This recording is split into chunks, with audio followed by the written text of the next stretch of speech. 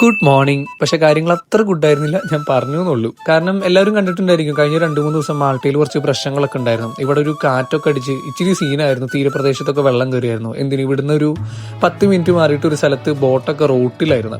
അങ്ങനെ എനിക്ക് തോന്നുന്നു ഇറ്റലിയിൽ അങ്ങനെ അടുത്തുള്ള ഏതൊരു രാജ്യത്ത് ചെറിയ ചെറിയ എഫക്റ്റ് ഉണ്ടായിട്ടുണ്ട്. പക്ഷെ ഇപ്പം എല്ലാം ബാക്ക് നോർമലാണ്, എല്ലാം ഓക്കെയാണ്. സത്യം പറഞ്ഞു കഴിഞ്ഞാൽ എനിക്കൊരു പഴഞ്ചൊല്ലാണ് ഓർമ്മ വന്നത്. ഈ പട പേടിച്ച് പന്തളത്ത് ചെന്നപ്പോൾ പന്തളത്ത് പന്തം കൊളുത്തി പടം, അങ്ങനെ എന്തോ ഇല്ലേ, എൻ്റെ അമ്മ ഇത് പഠിക്കാൻ പറ്റ പാട്. അങ്ങനെ ഈ പുതിയൊരു കൺട്രിയിലേക്ക് വന്നിട്ട് അവിടെ ഒരു ബിഗിനിങ്ങില് ഇങ്ങനെ ഉണ്ടാകുമ്പോൾ ഒരു ടെൻഷൻ ഉണ്ടാവില്ല. അങ്ങനെ പക്ഷെ ഇപ്പൊ എല്ലാം മാറി, എല്ലാം നോർമലാണ്. ഇത് അടുത്ത വീട്ടിലാണ്. ഓറഞ്ച് ആണോ മുസംബി ആണോ എന്നറിയില്ല, ഇതിൽ ഏതൊന്നാണ്. ഓക്കെ, ഒരു മിനിറ്റ് കേട്ടോ. Good morning. ഓക്കെ, പുള്ളിയുടെ കുതിര ഇന്ന് അവിടെ ഉണ്ടാവും. ഞാൻ ഇന്ന് കാണുമ്പോൾ ഗുഡ് മോർണിംഗ് ഒക്കെ പറയും. നല്ല കമ്പനിയാണ്.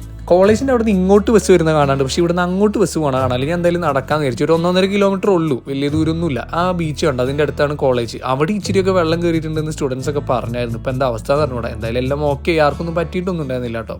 അങ്ങനെ ഞാൻ എത്തി ഏകദേശം. ഇതാണ് കോളേജിന്റെ അടുത്തുള്ള ബീച്ചാണ്. ഇവിടെയൊക്കെ നന്നായിട്ട് വെള്ളം കയറിയെന്ന് എല്ലാവരും പറഞ്ഞായിരുന്നു. പക്ഷെ ഇപ്പം എല്ലാം ഓൾമോസ്റ്റ് ഓക്കെ ആയിട്ടുണ്ട്.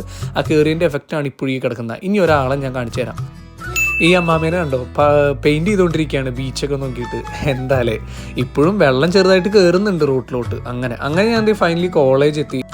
ഇപ്പം എന്തായാലും എല്ലാ കാര്യങ്ങളും പോസിറ്റീവാണ്, ഒരു പ്രശ്നവുമില്ല. അപ്പോൾ നെക്സ്റ്റ് വീഡിയോയിൽ കാണാം. ബൈ.